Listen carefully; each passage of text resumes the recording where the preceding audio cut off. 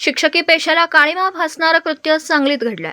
MTES शाळेत पहिलीत शिकणाऱ्या विद्यार्थिनीशी गैरवर्तन करणाऱ्या शिक्षकाला विश्रामबाग पोलिसांनी अटक केली। आरोपी संदीप प्रकाश पवार वय वर्ष 41 असं अटक केलेल्या आरोपीचं नाव आहे। पहिलीत शिकणाऱ्या अल्पवयीन विद्यार्थिनीवर आरोपी संदीप पवार याने अतिप्रसंग करण्याचा प्रयत्न केला। याबाबत विद्यार्थिनीने आपल्या पालकांना प्रकार सांगितला। पालकांनी विश्रामबाग पोलीस ठाण्यामध्ये फिर्याद दाखल केली। पालकांनी विश्रामबाग पोलीस ठाण्यात गर्दी केली होती। तात्काळ आरोपीला अटक करण्याची मागणी पालकांनी केली। विश्रामबाग पोलिसांनी घटनेचं गांभीर्य ओळखून आरोपी संदीप पवार यास लगेच ताब्यात घेतलं। फोक्सो, विनयभंग यासारखे गंभीर गुन्हे आरोपी संदीप पवार यांच्यावर दाखल केले असून आरोपी संदीप पवार यास अटक करण्यात आली। विश्रामबाग पोलीस ठाण्याच्या हद्दीमध्ये MTES हायस्कूल या शाळेमध्ये काल दिनांक 18/3/2024 रोजी 11 ते 11:30 वाजण्याच्या दरम्यान पहिलीमध्ये शिकणाऱ्या मुलीशी त्याच वर्गातील शिक्षकाने गैरवर्तन केल्याबाबत आमच्याकडे तक्रार प्राप्त झाल्याने आम्ही पीडित मुलीच्या आईची फिर्याद घेऊन गुन्हा दाखल करण्याचे काम चालू आहे। यातील आरोपी शिक्षक यास ताब्यात घेतले असून त्यास कायदेशीर कारवाई करून अटक करीत आहोत। अधिक तपास महिला पोलीस अधिकारी PSI भोपळे मॅडम करीत आहेत। आरोपी संदीप प्रकाश पवार हा त्या शाळेमध्ये शिक्षक म्हणून काम करत आहे। त्याचं वय 41 आहे। दरम्यान तपासात धक्कादायक माहिती समोर आली आहे। आरोपी संदीप पवार यांच्याकडून वशीकरणाचं साहित्य जप्त करण्यात आलं। लवंग, बिबे, सुई याच्यासोबतच अन्य लहान मुलींचे मोबाईलमध्ये फोटो सापडले। त्यामुळे सदर आरोपीने अन्य मुलींच्या सोबत सुद्धा असे प्रकार केले आहेत का याचा पोलीस तपास करतात।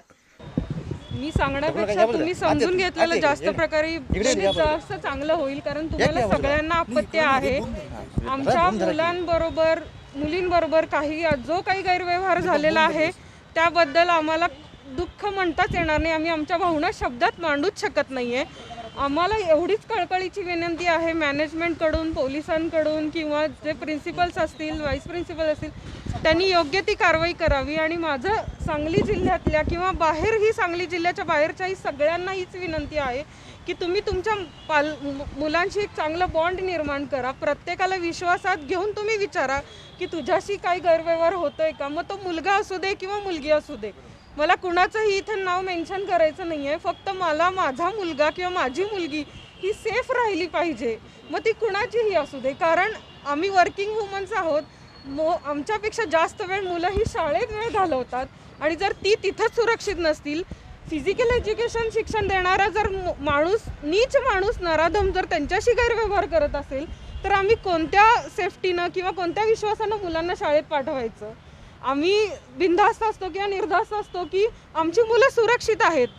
मोबाईल शाळेमध्ये CCTVs आहेत किंवा स्ट्रिक्टली वातावरण आहे हे आम्ही समजून किंवा या गैरसमजात आम्ही आजपर्यंत होतो, पण तो गैरसमज आमचा रविवारी पूर्णपणे मोडलेला आहे।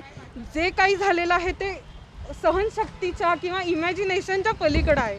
आजपर्यंत आम्ही दुसऱ्यांबद्दल ऐकत होतो, दुसऱ्यांबद्दल पेपरात वाचत होतो, पण ही घटना आमच्या शाळेत घडू शकते, एका वन ऑफ द रेप्युटेड स्कूलमध्ये घडू शकते, ह्याचा आम्हाला फार दुःख आहे।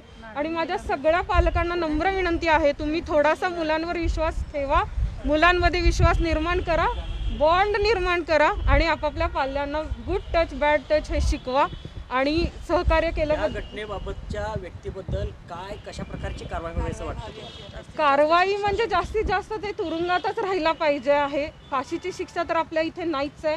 खरं तर या घाणेरड्या कृत्याला हीच शिक्षा योग्य आहे, पण मी कायद्याबद्दल काहीच बोलू शकत नाही आणि बोलू इच्छितही नाही आहे। आमची एवढी माफक अपेक्षा आहे की तो जास्तीत जास्त वेळ आतमध्ये राहिला पाहिजे, त्याला जामीन वगैरे अजिबात मिळता कामा नये। शिक्षण क्षेत्राला काय आव्हान राहील तुम्हाला? शिक्षण क्षेत्राला आव्हान म्हणजे पुस्तकांचं ओझं वागवण्यापेक्षा ना मुलांना हे प्रॅक्टिकल नॉलेज देणं जास्त गरजेचं आहे। मुलांना सेफ एन्व्हायरमेंट देणं जास्त गरजेचं आहे।